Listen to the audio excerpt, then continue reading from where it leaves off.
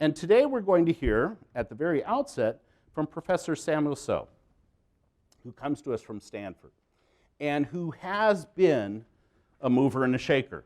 He actually has the title, not of mover and shaker, he is a Asia game changer, honored by the Asia Society.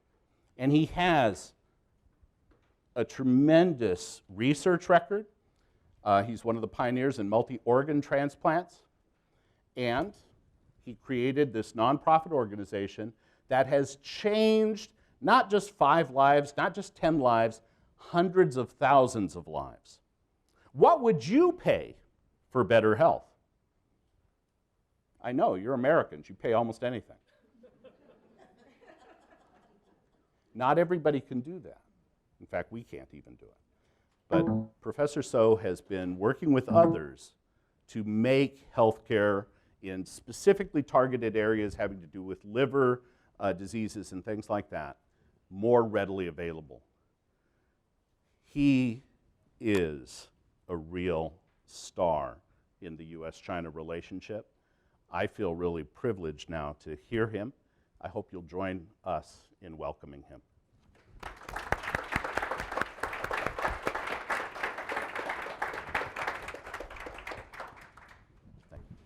Thank you. So I'd like to thank 1990 for inviting me to come and talk to you. So what I like to do in the next hour is share with you my journey to address a major neglected public health problem which affect Asians and especially Chinese in both in China as well as in the US. And I hope I would inspire some of you to also join in this fight to eliminate liver cancer and hepatitis B in the Asian community. So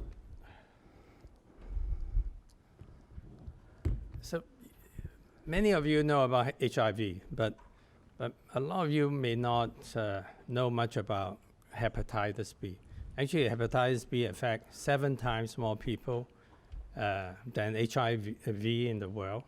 It affects about 260 million people, and every year, because of a lack of treatment and lack of awareness, as many as about 900,000 people die every year from liver cancer or liver cirrhosis caused by hepatitis B. It's one of the major neglected public health problems in the world. And if nothing is done in the next couple of years, the WHO project that more people will die each year from hepatitis B-related liver disease and liver cancer than HIV.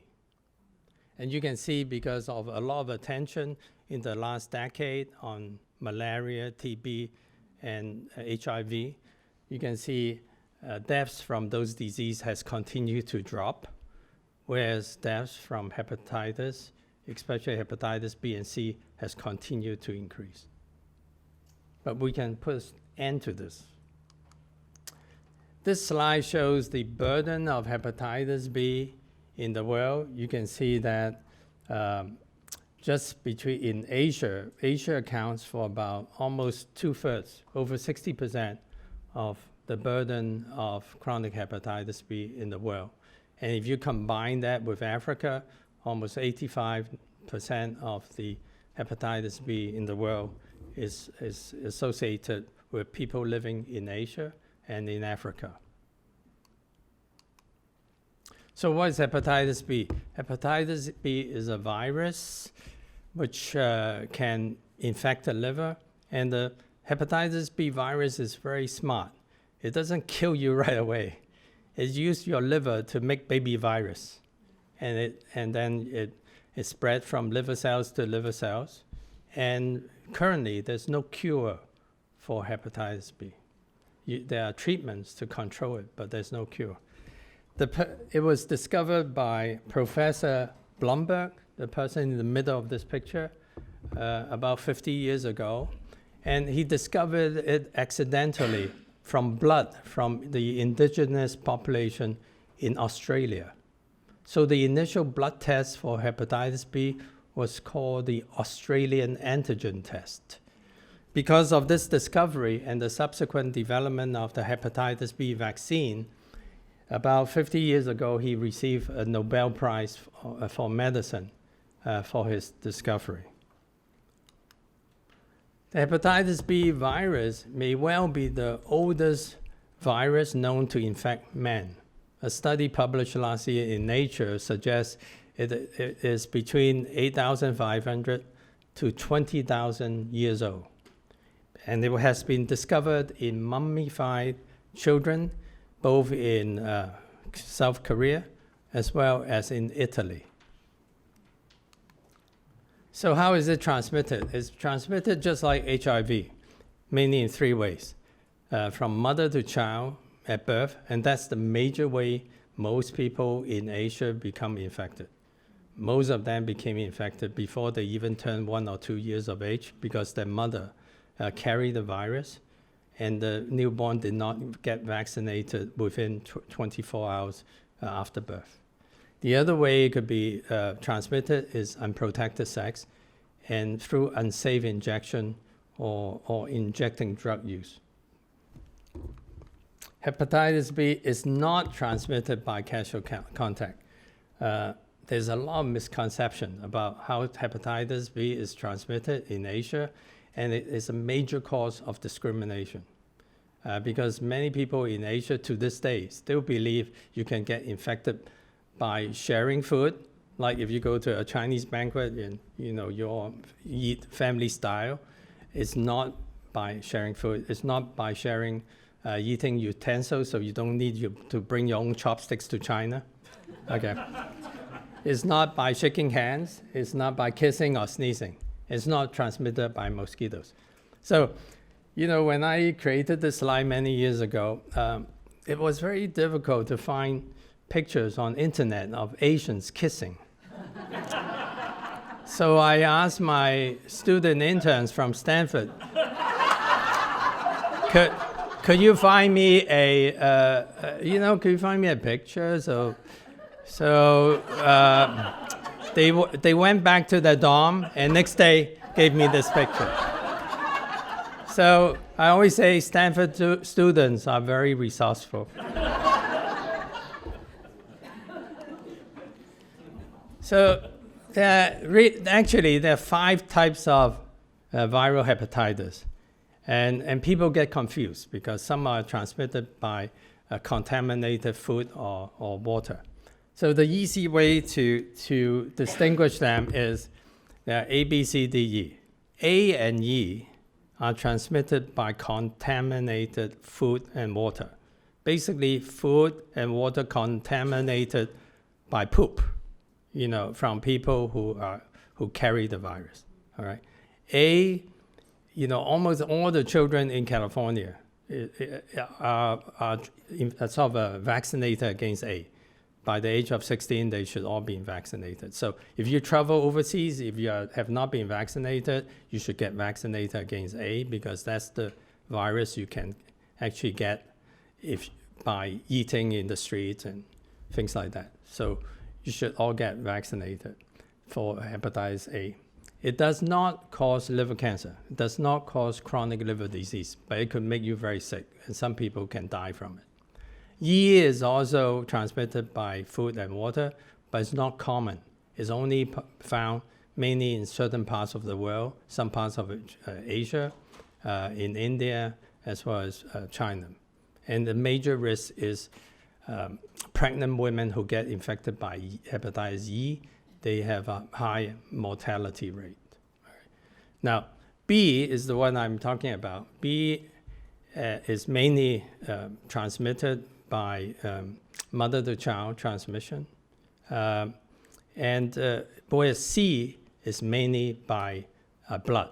So most C, which is more common in the US than B, is mainly caused by injecting drug use.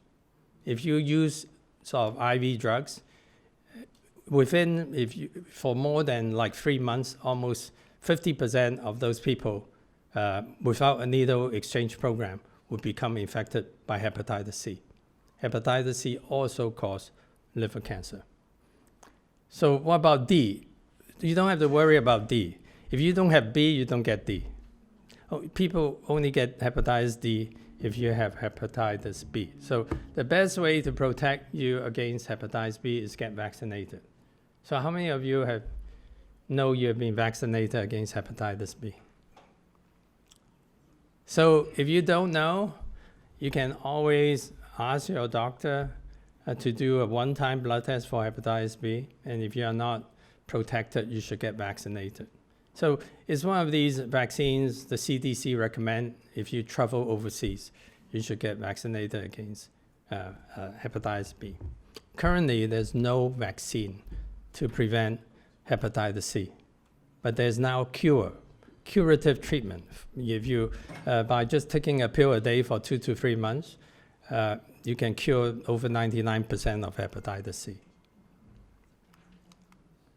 We call hepatitis B a silent killer because most people with chronic hepatitis B have no symptoms. Because the younger you got infected, the less likely those children ever have any symptoms. Okay, so a lot of people in the world who have hepatitis B actually don't even know they are infected, including those living in the US. And even if you go and see your doctor, the doctor do your blood tests every year, including liver tests, they can be normal, even if you have hepatitis B, because some people with chronic hepatitis B, which has not flared up, their liver tests are normal, but they still run a risk of developing liver cancer. If you have hepatitis B, the risk of liver cancer increased 100 times. Right. And if left undiagnosed or untreated, as many as 1 in 4 will eventually die of liver cancer or liver disease. That's why we call it a silent killer. But eliminating the public health problem of hepatitis B is totally feasible because unlike HIV, we have a very effective vaccine for over 30 years now. And the vaccine in many parts of the world is very cheap. Only 3 shots, it can protect you potentially for life. And through safe injection and safe blood banking, you can prevent transmission by blood or in the healthcare setting. And even though there's no cure, you can really not totally eliminate, but largely sort of reduce the risk of death from hepatitis B by antiviral medications. These are very effective antiviral drugs which prevent the virus from making baby virus. And it's only a pill a day with virtually no side effects. And the good news is the patent for these effective drugs have expired. 2 years ago, if you buy the brand drug in the US, for 1 year treatment is like $12,000. Now the brand drug now in the US is down to $700 for 1 year treatment. And if you go to many parts of the world, it's down to $30 for 1 year treatment. Okay, so it's totally feasible to eliminate this problem. And also by educating the public that it's not transmitted by sharing food and drinks, you can eliminate the disease stigma. So what about the burden of hepatitis B in this country? We estimate there are about 1.3 million people living with chronic hepatitis B in this country, and about 2/3 of them have not been tested and are not aware they are infected. And every year, it's estimated there are 25,000 new cases in the US, largely due to migration of people already infected coming into this country. So hepatitis B is really, in the US, an imported problem. Okay. So who should be screened for hepatitis B? I usually, it's very simple to show these 2 slides. Were you born in a purple region? How many of you are born in a purple region? Okay. Okay, the next question is, were your parents born in a jade region? How many of your parents were born in jade? So all those who raise your hand should get a one-time blood test for hepatitis B, because that shows that you are at risk. And the good news is now covered by all the health plans by Medicare, Medicaid, due to years of our advocacy that changed the national policies. So actually, chronic hepatitis B is among the greatest health disparity in this country. The chance of a foreign-born Asian Pacific Islander having hepatitis B is 1 in 12. For US-born, in 1 in 70. For African American, this is also a big problem for foreign-born Americans. Right? And because this is CDC statistics, they didn't sort of separate foreign-born or US-born African American. Is 1 in 200. But if you are foreign-born African American, the risk is as high as Asian Americans. For Hispanic and white, this is not a major problem. The chances of a white person or Hispanic person having chronic hepatitis B is 1 in 1,000. And so even though Asian Pacific Islander represent only 6% of the US population, it accounts for over 60% of the burden of chronic hepatitis B in this country. And because hepatitis B is a major cause of liver cancer, you can see even though liver cancer is not very common in the white and population in the US, it's the second leading cause of cancer death for Asian men living in the US. So it's just, if you go to China, and Vietnam, many of the Asian countries, liver cancer is usually among the top 3 major cause of cancer death in those countries.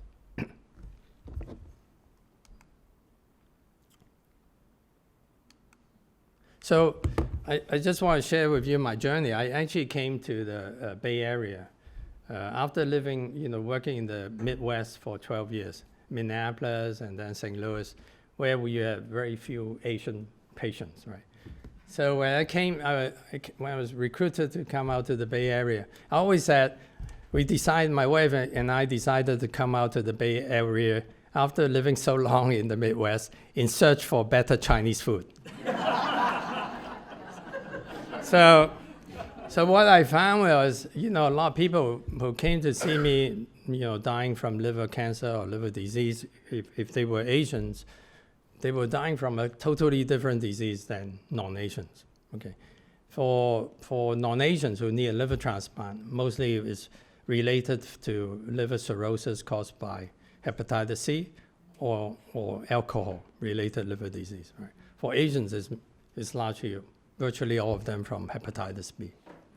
And what I was really sort of, which upset me was, no one was doing anything about it, right? And what's so sad is a lot of these people who came to see me had really advanced liver cancer, liver disease, and died from preventable death. And what we found, even through surveys and research, is we found most of the Asians living even in the Bay Area were not aware of the need for a screening. They did not know, even if they know they have hepatitis B, they did not know about the importance of regular monitoring and screening for liver cancer. And above all, doctors themselves were not aware you need to screen Asian Americans for hepatitis B. And many of them, even doctors at Stanford and UCSF in our studies, actually a lot of them don't even know what test to order to screen for hepatitis B and how to interpret the results and how to manage those patients. And there was a time when I came to the Bay Area, shortly after I came to the Bay Area, I found that, there was no national guidelines on hepatitis B screening. Hepatitis B vaccination for adults was not covered by health plan. Hepatitis B screening was also not covered by health plans. There was no national strategy to address this problem, either from the US Department of Health or CDC. There was no funding. There was no national or global initiative to eliminate hepatitis B. So shortly after in 1996, when I moved from San Francisco to Stanford, I founded the Asian Liver Center with a very ambitious goal towards global elimination of hepatitis B by addressing the gaps in national guidelines and policies, the gaps in research and also awareness. And in order to do this in my lifetime, we take on a strategy by, represented by CARE, building collaboration and partnership, evidence-based advocacy, research, education, and training. Because a lot of the time in academia is people do the research, but they don't do any advocacy, right? So if you want to translate your research into national policies, you need to go and talk to your congressmen, senators, and reach out to policymakers so you can translate those research findings into policies to benefit population health. So we first started when I started it was through a very generous donation of $50,000 from a Chinese American living in the Bay Area, Dr. C.J. Wong, who was an engineer, and we had no space. It just operated out from my office, and then after 20 odd years, we are very pleased now we have our own building on campus, so C.J. Wong Building on Welsh Road. We also 5 years ago established a regional center at Peking University, at the Stanford Center at Peking University. So anybody, if any of you travel to Peking University, do come and visit the Stanford Center. Is a beautiful building, and we welcome you to hold conferences there as well. So one of the major problems of hepatitis B is the lack of awareness. So we borrow a page from HIV. So instead of the red ribbon, we introduced the jade ribbon. Why jade? Jade in Asian cultures usually represent good health, good luck. And you can see our ribbon is not the loopy-loop ribbon. It's like the Chinese character, meaning people. So it's uniting people worldwide to eliminate hepatitis B. You see our ribbon color is pretty nice. So it's not that far from Tiffany's color.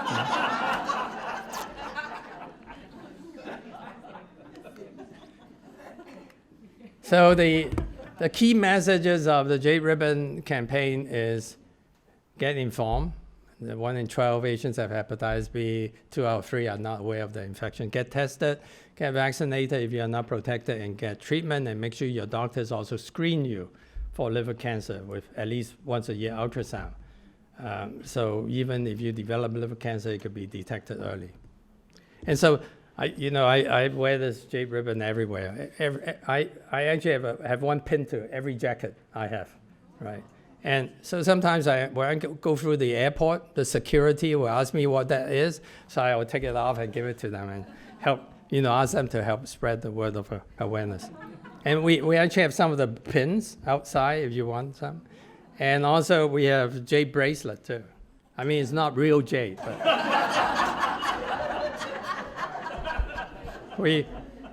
jade is now getting very expensive. So what we did is, over the last 20 years, with every opportunity we have, we go out to educate the community. If you go out to the San Francisco New Year Street Festival, you will always see our 2 big booths with all kinds of games and surveys to engage the public to learn more about hepatitis B.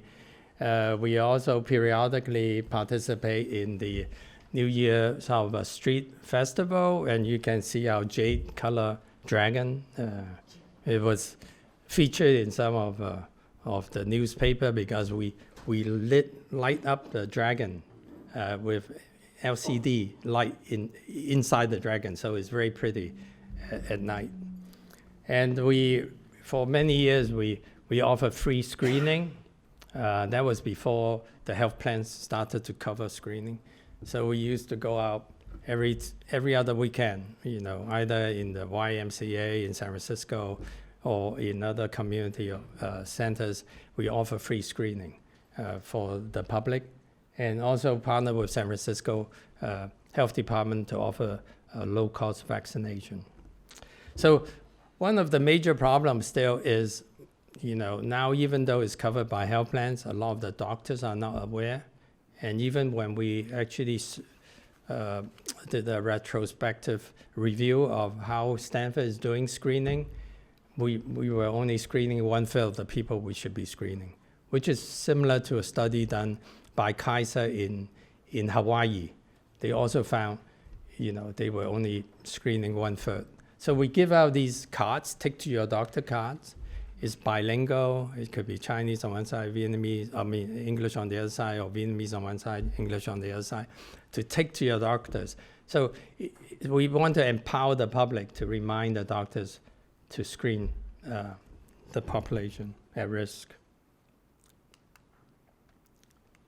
So we also launched back in 2007 in partnership with San Francisco City of San Francisco. At that time, the mayor was our handsome Gavin Newsom, and Fiona Ma, who is now the state treasurer. Fiona herself had hepatitis B, so she was the poster child in Sacramento for hepatitis B, and actually. Gavin was a big supporter. In our outreach event, he took his shirt off and received a hepatitis B vaccine. He always gave me grief for making him take off his shirt in public,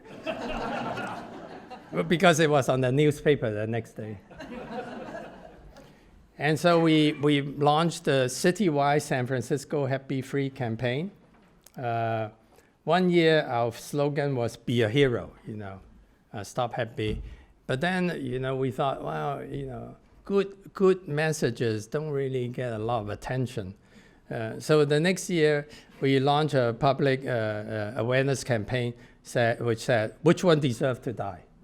1 in 10, 1 in 10, 1 in 12 Asians have hepatitis B.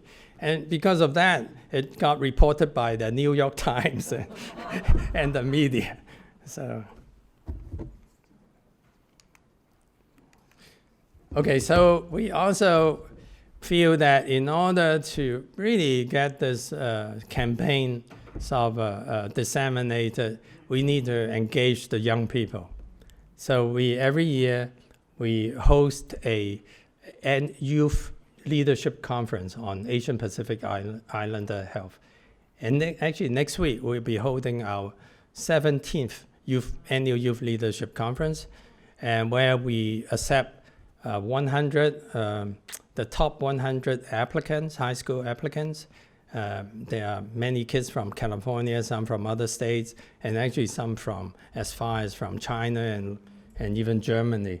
And they spent four days on Stanford campus to learn about what leadership is about, learn about Asian health disparity, and we hope we inspire them to eventually, no matter how successful they become, to remember the community, to give back to the community, and also help to raise awareness.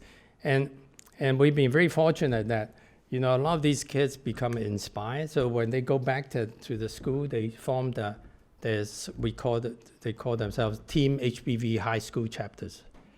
And many of them, when they go to college, they form collegiate chapters.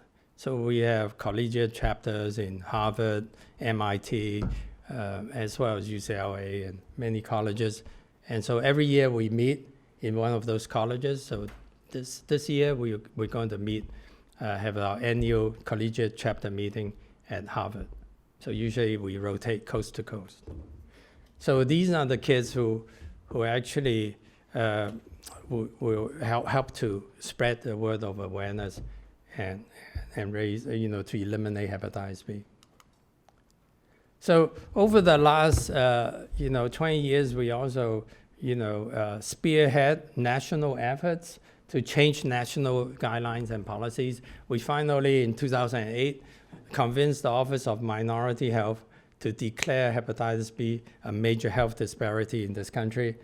And when I serve on the board of public health at the Institute of Medicine, I convinced my board members to take on hepatitis B, and we released a report on a national strategy for the prevention and control of hepatitis B and liver cancer in the country. And that led to the Department of Health and Human Services to release a national action plan, the first ever national action plan. And more recently, we also released a report by the National Academy on eliminating hepatitis B as a public health problem in the US. And as a result, that led to finally the ACA as well as Medicare and Medicaid to cover hepatitis B screening and hepatitis B vaccination for adults with no out-of-pocket charge. So, but it takes a long time to change policies. The lessons learned was, we even tried working with Mike Honda. We introduced a hepatitis B bill, like 12 years ago, and actually we have the both bipartisan House and Senate bill, but it didn't go anywhere. We tried Fiona Ma introduce legislation in the state assembly and to cover hepatitis B treatment, make it Medicaid eligible, and that didn't go anywhere. So my experience is getting policy changes with a bill is very hard because no one wants to spend more money, right? So, but changing national guidelines with evidence-based of information seem to have succeeded. So now I'd like to switch to what we have been doing in China. China actually has the greatest burden of chronic hepatitis B and liver cancer in the world. China accounts for about half of all the deaths from liver cancer each year. Now is about 400,000 people in China every year die from liver cancer, largely from hepatitis B, from untreated hepatitis B. And about a third of the people in China, a third of the global burden of hepatitis B are people living in China. In China, there are about 90 million people living with chronic hepatitis B, compared with about 800,000 people living with HIV. Yeah, but it wasn't really, addressed in China. So when I had opportunity, I was invited to give a keynote address at the National Conference on Prevention and Control of Viral Hepatitis in China back in 2004. I picked the title, Why Eliminating Hep B and Liver Cancer Should Be a National Priority in China. And at first, there was a little pushback from the organizer. And they thought, it seems very strong. Title is very strong. I don't know about whether the national government will like that. Right? But eventually, I'm glad that someone in the government actually liked my title. So I actually gave the talk and really highlight why China need to put resources to address this, because at that time, it wasn't even in the top 3 infectious disease priority in China. And everywhere I went to in China, when I talked to them, about hepatitis B, a lot of the provincial government would say, "Hey, Dr. So, why don't you tell Beijing it's not HIV, it's hepatitis B," right? And because, but they don't dare to, raise, raise that issue to the national government. So what I've been doing in the last 20 years in China is really advocating for a comprehensive approach to deal with hepatitis B by improving newborn vaccination, addressing the gaps in newborn vaccination, and now working towards eliminating mother-to-child transmission. Also advocating the government to provide free vaccination for unvaccinated children, and also in the more recent years to push the government, encourage the government to provide affordable antiviral treatment for the whole country, for those who are infected. As I said, there are estimated 90 million people with chronic hepatitis B, and at least 30 million needs to be on treatment. And until a few years ago, the estimate, like 3 years ago, was only 5 million out of the 30 million were on treatment. All right. And also, we really want to encourage the government to launch major campaign to eliminate disease stigma.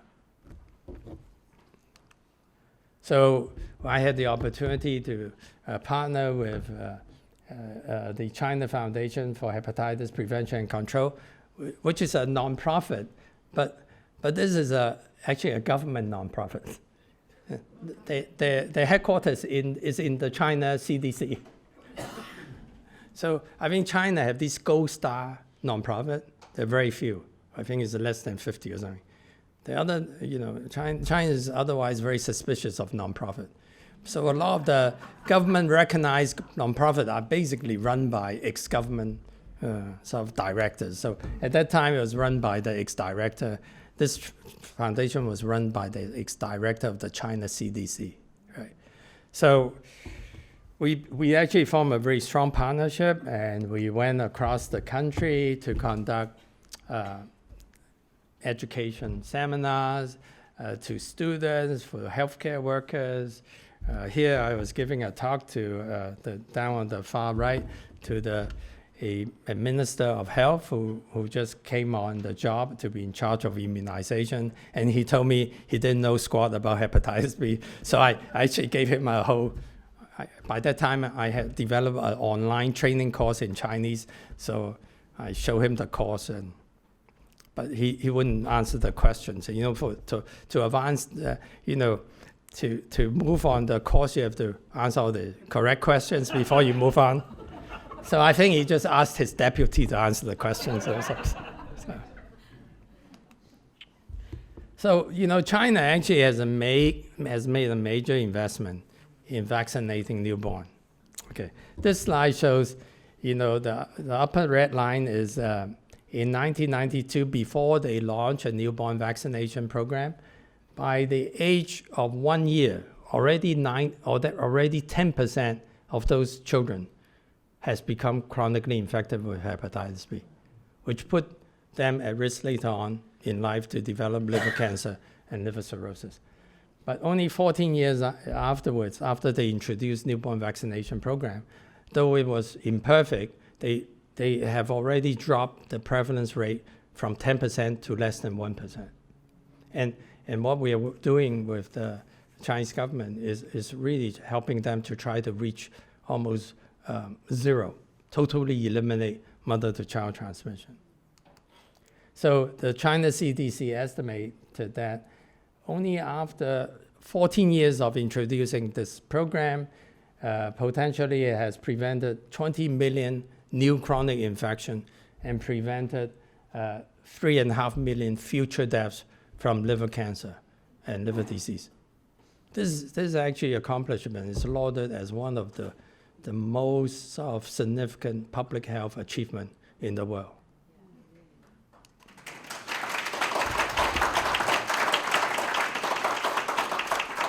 So now, even though China is doing a great job of vaccinating the newborn, there were a lot of, because it was not totally free for the public until 2005, there are a lot of young children, especially in the poorer provinces, who were not vaccinated.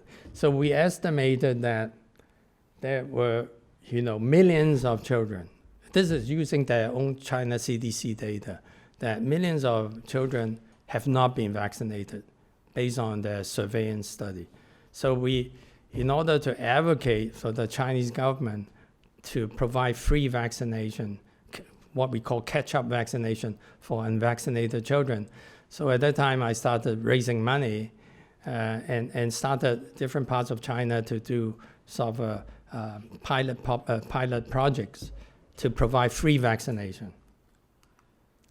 And so between 2005 to 2006, we provided free vaccination for 100,000 children.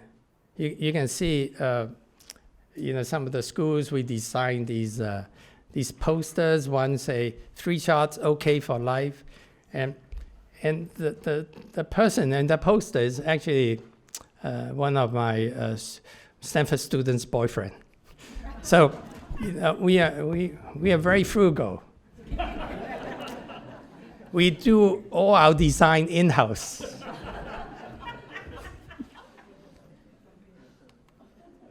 Okay, and then China CDC actually approached us and say, "Hey Sam, could you help Qinghai? Qinghai is a province northwest of China, just a little bit southeast of Tibet, and there's a lot of the population, probably over 40% of the population are minorities, Tibetan and other minority ethnic groups, and a lot of those kids were not vaccinated at birth because they couldn't afford the vaccine before, right? And so we went there and actually developed a catch-up vaccination program. Initially, we did a pilot program in 2006, 2007. We vaccinated certain districts, 56,000 children, and it was very successful. And the Qinghai government said, "Hey Sam, why could you help us vaccinate the whole province?" So I thought that's about another 500,000 children there. So thanks to a very generous donation from a retired Silicon Valley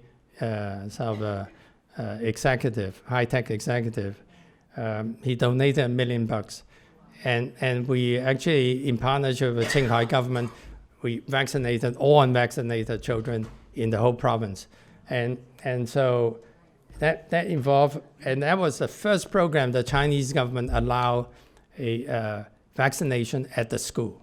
Usually, the kids have to go to the CDC office to get vaccinated.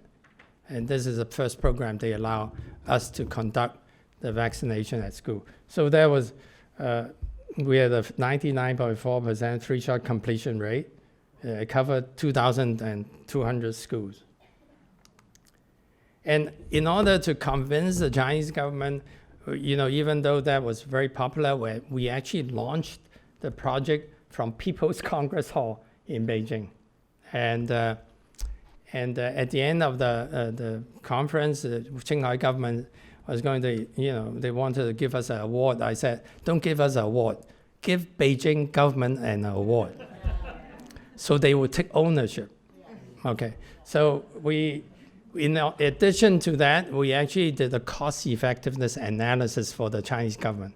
We said, if you vaccinate all these unvaccinated children, it's actually going to be cost saving.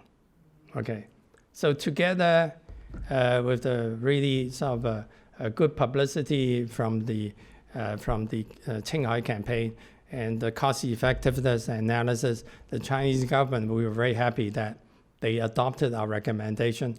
And for the subsequent 3 years, they launched a 3-year free catch-up vaccination program across the country, which actually benefited 17 million children. So we were very happy because that was our ultimate goal, is to have the Chinese government take ownership. So in the last couple of years, we've continued to work with Qinghai government as well as Gansu government. Gansu is just next to Qinghai, also a lot of minority population. It's one of the beginning of the Silk Road. So if you go on Silk Road, you're bound to go through Gansu province. And so, once again, in Gansu Qinghai, there was a lot of a lot of the healthcare workers are not really very knowledgeable about hepatitis B and liver cancer.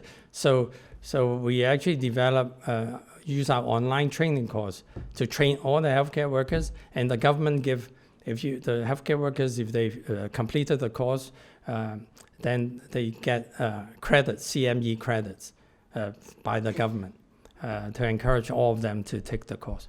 And also we also launch a program to educate all the pregnant women. In China, I don't know whether you know, in many places in the cities, if you want to raise a family, you have to attend these talks, which is run by Maternal and Child Health CDC. Teach you about how to the public health issues, all the issues about raising a family. So if you don't attend, if you did not complete the course, you can't really, there will be consequences like coverage for school and may not be covered by the local government. So if you want a family, raise a family, you need to complete the course. So we found that was a huge opportunity to introduce Hep B into that family planning type of curriculum. We try to reach out to the Chinese Women's Association, but they wanted money. So we are very frugal. We don't want to. We want to partner with people who are passionate and not because of money, right? So that actually turned out to be very good. So these show some of our the ways we educate the public. We have cartoons both in Tibetan and Chinese, educate the public about hepatitis B. We have the Qinghai government was very creative. They even have freeway signs, which educate the public. And when you go through the toll booth, you might see our Jake Cutter sign, educating people about hepatitis B. And they reach out to the minorities, working with the religious leaders. And actually, I was amazed that there are certain parts of China have such a major Muslim presence. I mean, you go to Gansu Qinghai, there are these humongous mosques. And when I go to these rural areas, I don't know, 5 o'clock, they start us praying, and wake you up in the morning, with these Muslim prayers, and and some villages are all Muslim population. So the other thing was discrimination. So I don't know whether you know this. For many years in the past, if you have hepatitis B, you can't even, if the school knows you have hepatitis B, they will use all kinds of excuses. Okay, one, they would not take you. Secondly, they would use any excuses to dismiss you from the school. And companies used to always require Hep B testing before employment. And if they find you have hepatitis B, they would not hire you. Or if they know you have Hep B, they will fire you because of they believe that you can actually spread the infection by eating in the same canteen and working together. So back in 2003, we had this very brave young man in the middle who sued the provincial government for job discrimination. He was supposedly accepted for the job, but when they found out he had hepatitis B, they would not hire him. So I was reached by the advocates in China as well as the China Foundation and said, "Hey Sam, could you write to the judge about there's no grounds for not hiring someone because of they have hepatitis B. So I wrote to the judge, and he became the first man who won a case against China for Hep B discrimination. But 2 years afterwards, when I saw him in China, he still didn't have a job. But I think things have changed since that time. So the other opportunity was I was asked to submit a letter to the mayor of Suzhou to convince the government to ban Hep B discrimination in the workplace. And so actually Suzhou became the first city in China to ban hepatitis B discrimination. And the really major sort of opportunity to change the national sort of policy about hepatitis B discrimination came in 2009. I was actually very surprised because, at that time the Chinese government said they were proposing this policy to ban hepatitis B testing for admission to kindergartens. Okay, so and they actually have a period for public comment. I didn't know Chinese government allow you to make public comment before they release a regulation. So I actually got together with my friend from WHO in Beijing. I said, okay, let's write to the Chinese government and said, don't stop with kindergarten. It should be across the board, both in admission to any school as well as employment. And so actually we were very happy. I don't know whether we play a major role in that or not, but the Chinese government in 2010, for the first time, not only the health department, education department, I think the labor department, they released a joint declaration to ban hepatitis B discrimination for in both in employment as well as in school, and also make sure that the test results are kept confidential.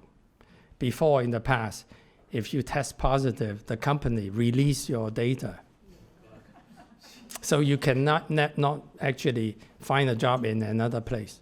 So that was a major problem. So in the old days, when I actually went to China to talk to these folks with chronic hepatitis B, they were so concerned that they would be discovered.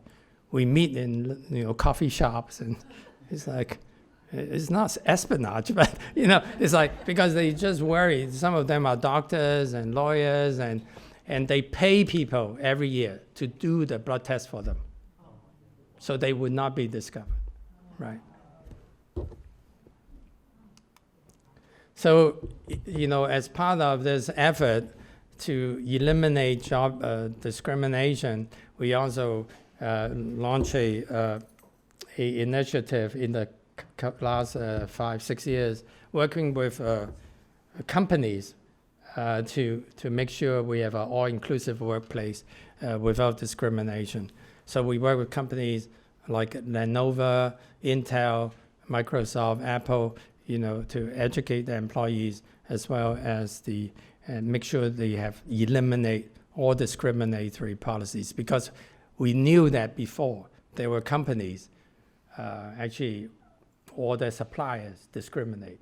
Like at one time, HP supplier discriminate, Apple, Foxconn were discriminating. And so actually, we work with those companies to eliminate all that discriminatory policies, and also educate the public so they don't worry about working with people with hepatitis B. So we also actually spend money in China on major public awareness campaign. This was one back in 2004 and 2016 in the Beijing airport to sort of spread the word that it's not transmitted by casual contact or sharing food. We also motivate work with students. We motivate university students in China to form sort of Team HBV to go out and educate the public. And these show some of, every year we actually provide some funding for the best of proposals, and we fund some of these university groups to raise awareness in the local community. And every year, just like now, if you go to Beijing, you see our huge public service, awareness campaign in the subway. The 2016, 2017, the last few years, we have videos and in all the trains, in certain routes in the metro system in China, with 100 and also 168 subway stations. I think this year we actually have even more subway stations and trains. And usually we have videos as well as electronic billboards to raise awareness. And we partner with the WHO, Beijing CDC, China CDC in these efforts. Once again, in the summer, World Hepatitis Day is a good opportunity to get the community involved. And every year we engage university students who are going to the rural area to educate the community to include hepatitis B in their messaging. And another actually more creative way is we found that in the past there's only like a total of 3 nonprofits in the U.S., including us, who does hepatitis B awareness work.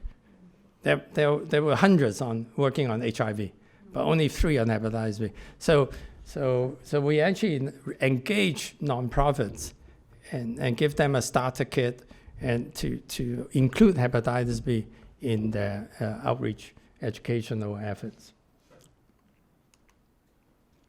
So finally, I want to just touch upon, our most recent effort is to really encourage the government to provide effective antiviral drugs and not just herbal supplement for hepatitis treatment, right?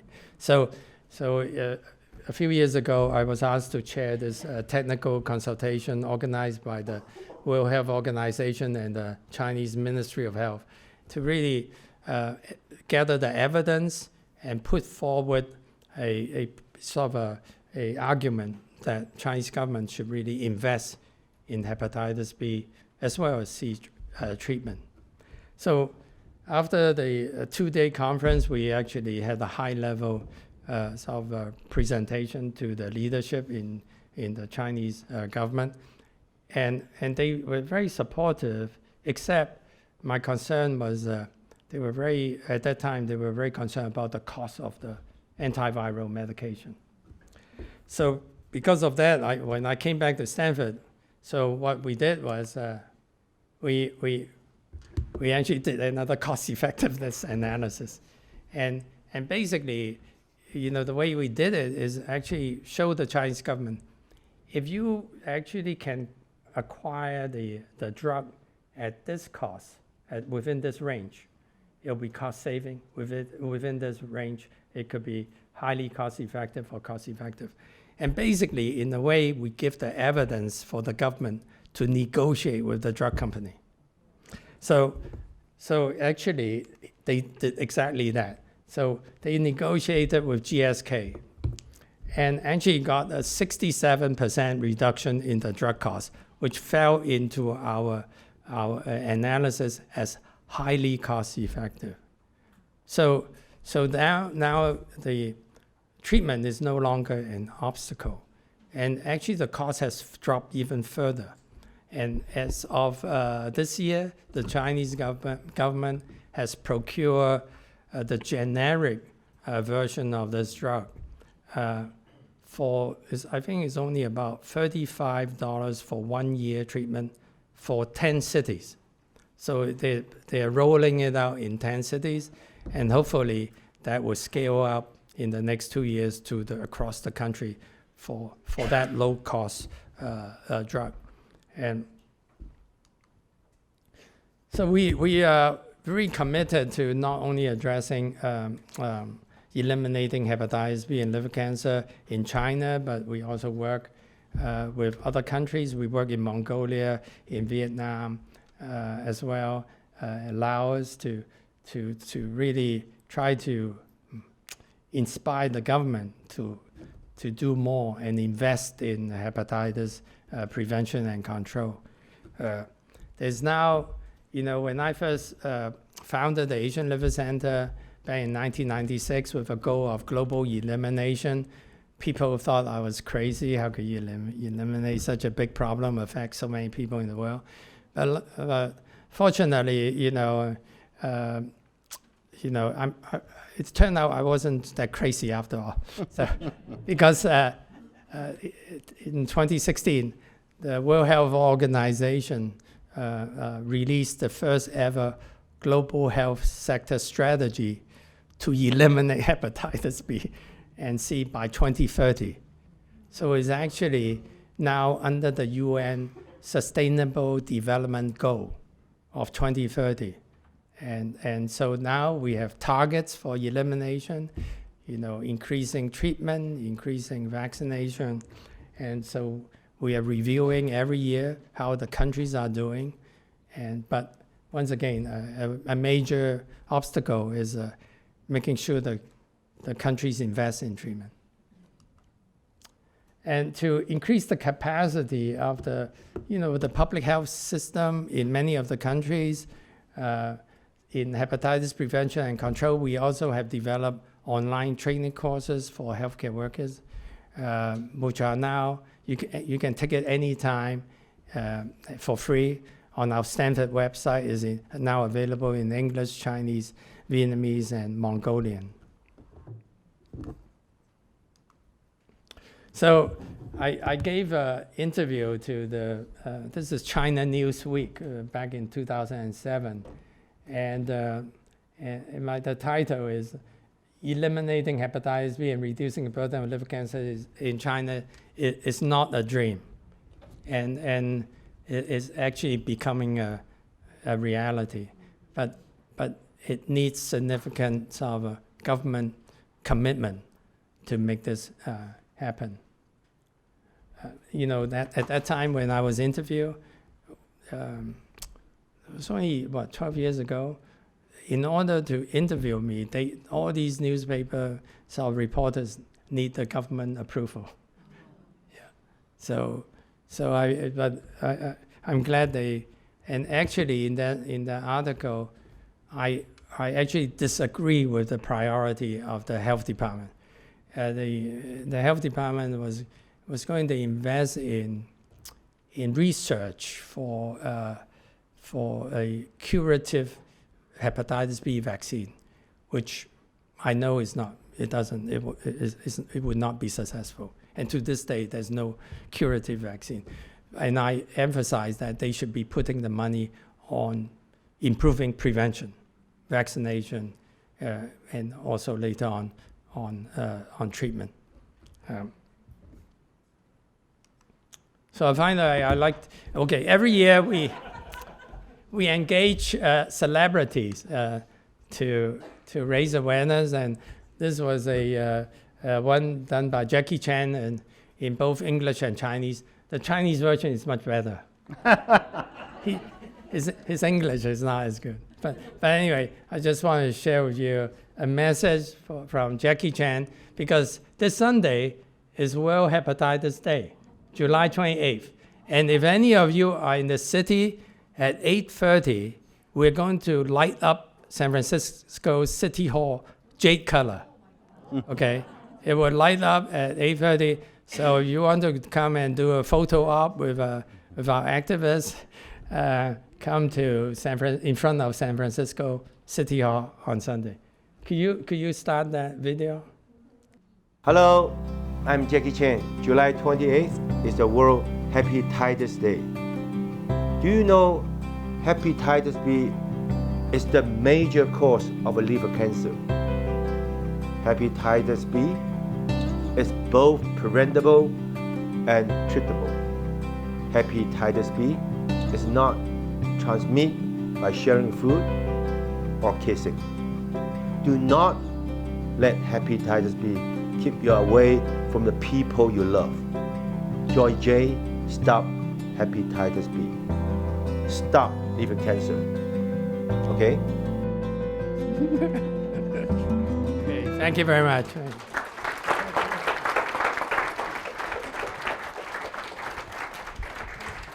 Okay. A hero.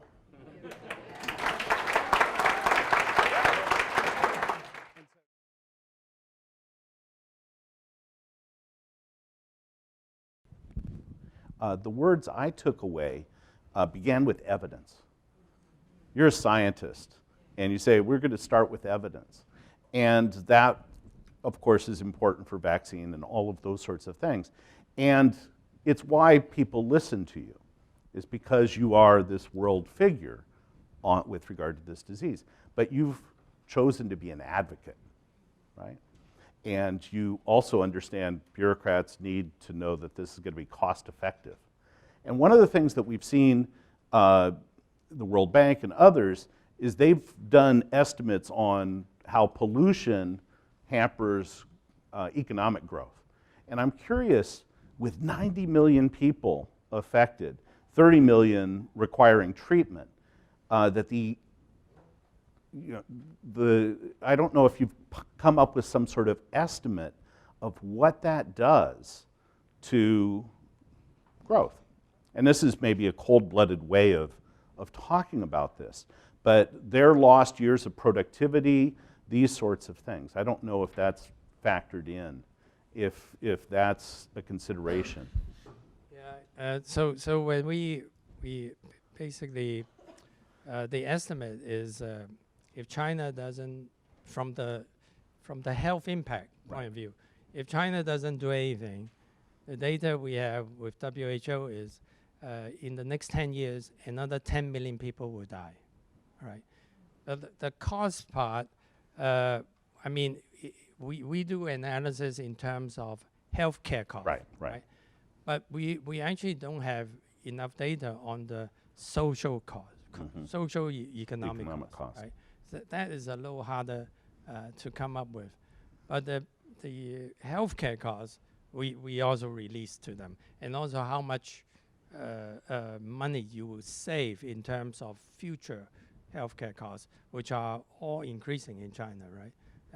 So I think the important thing is not with the evidence, you need to do the extra effort to reach the highest level possible. That means you have to, I'm not good in karaoke, but a lot of these leaders like to sing, right? And then actually, and also in the old days, you need to socialize with them, right? And I drank a lot of 白酒, the white wine. 白酒啊. And because so you put your own liver at risk.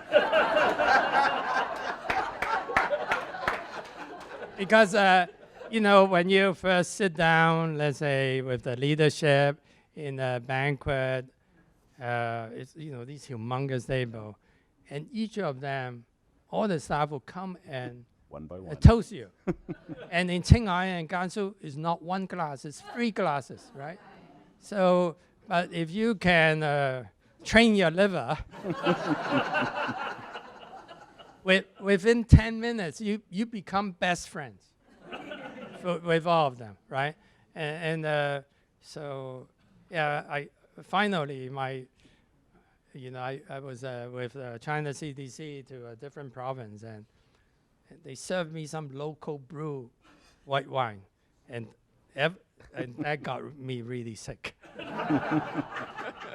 So ever since that time, I don't touch the white wine. I say a little red wine is okay, but no. So he's got the jade, a ribbon.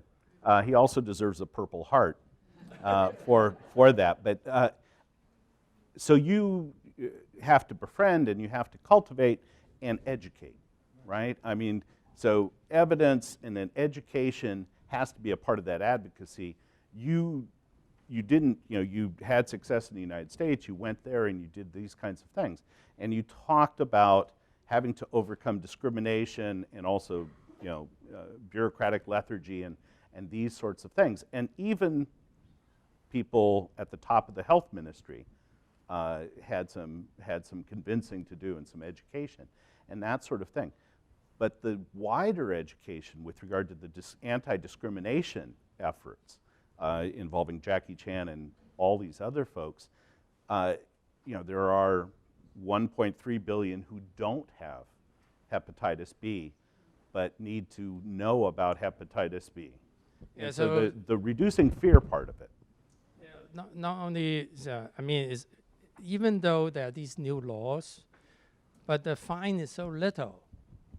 So we still have to continue to spread that message every year, so people will feel at ease. Because when we do these, when we survey healthcare workers in Asia, not only China, in Vietnam, we find the same problem persists with healthcare workers. Like doctors think, oh, maybe you shouldn't eat with someone with hepatitis B, and they perpetuate the misconception. And when I go to some provincial sort of areas, I find the brochure. I always collect all what do you have on hepatitis B. I always look at it, and sometimes they spread the misconception. So in one city, in one township in Qinghai, they said it could be transmitted by mosquitoes. I said, no, we better take that off. And then there are some which, in other province on the East Coast, which is much more prosperous province, they have some brochure saying, don't share cups and eating utensils. So some of that misinformation is perpetuated by healthcare workers, So you have to overcome that, and I think the celebrities are great to help, because a lot, we had celebrity spokesperson with like 90 million followers or whatever, right? These, actually, Jackie Chan is not very popular in China. So, he's too old, right, for the Chinese public. Right. The young people, so we use these, influencers. Yeah, right. They are actresses and actors with huge followers and popular in the soap operas or whatever. And so, the one we're using this year also is a young person. And he's featured in a lot of the shopping malls, posters. So you have to use those people to reach the public. Yeah, but being in subways, being in the airport, being all of this, touching people, clearly having an impact. And online activism, actually the hepatitis B is maybe the first successful case of online activism. You probably know Guo Binyang, who's written about that. But that came from bottom up as opposed to outside in, the education. We have time for a couple of questions. We have 1 minute for questions. So quick questions, quick answers, right? Wait for the mic, please. Okay. Thank you, Stuart. Thank you. I'm just wondering, in terms of opposition to what you've been trying to do either in China or in this country. We're hearing a lot in other areas about anti-vaxxers and people who just don't want to listen to the research or the science. What have you found in terms of the folks who are actually opposed to these things, or is there a significant element? I think for China, there isn't much of this problem. The concern is, their skepticism is domestic vaccine. Domestic vaccine, okay. So if you say if they get vaccinated for hepatitis B and they have no objection. They know the risks of hepatitis B and liver cancer in China. So they are very receptive. The only thing is they sometimes do worry about the government vaccine is domestic vaccine, and periodically, just recently, last year, we have these scandals, right? And that the vaccines were not well stored. Basically, that that wouldn't hurt the person. That the baby just need to be revaccinated, right? Because if it's not well stored, it may not be effective. It doesn't really do any harm. But so, some people would rather pay more to get a foreign vaccine. I mean, that happened in Vietnam. To this day, is a big problem in Vietnam. Yeah. In this country, because we say is, the Hep B vaccine is actually known as the first anti-cancer vaccine, all right? So because it prevents hepatitis B, which causes liver cancer, right? So when we on the internet, there were some people who tried to attack us for promoting vaccination, but after a while, they stopped. I don't know why, because we are addressing mostly in the Asian community. Maybe that's why they left us alone. Dr. So, the last time I heard you was at the Asia Society in San Francisco, I think a year ago, and you were about to head towards Mongolia that evening after our presentation, or your presentation to us. How is that program going? Okay, actually, I'm going to be spending another 2 weeks in Mongolia. Starting the last week of August, to evaluate. We are part of the group team from WHO to evaluate how they're doing in terms of progress, because Mongolia has set a very ambitious goal. They want to test 80% of the adult population for Hep B and C by 2020, and also provide treatment for those who are infected. 80. But their population is small. 3 million. They're 3 million, and then half of them are young people, and so they could do it, and they have access to very low cost generic medications. Yeah. One last question. Dr. So, you mentioned that the hepatitis B virus was first discovered among Australian natives. I'm curious as to whether certain ethnic groups are more prone, maybe genetically, to contracting the hepatitis B virus. No, I think that's a common, good question. That currently we don't have evidence that ethnic groups are more prone to get infected, but there are different genotypes of the virus, different hepatitis B virus. The virus in Asia, the women who get infected with that virus, they tend to have very high viral load. Okay, the more high viral load you have, the higher the chance you can transmit the infection during the birthing process to the newborn. Whereas the viral load of people infected in Africa is much lower. So the mother-to-child transmission risk in Africa is, even for those women infected, is lower than those women in Asia. So, go ahead. So there are geographic differences of the virus, itself. Not just one, but the point of all of this is, of course, this is a global concern, and the disease is globalized.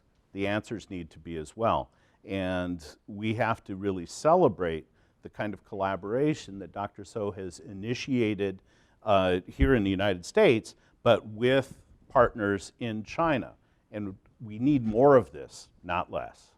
Ladies and gentlemen, I've learned a lot. How about you? Thank you very much.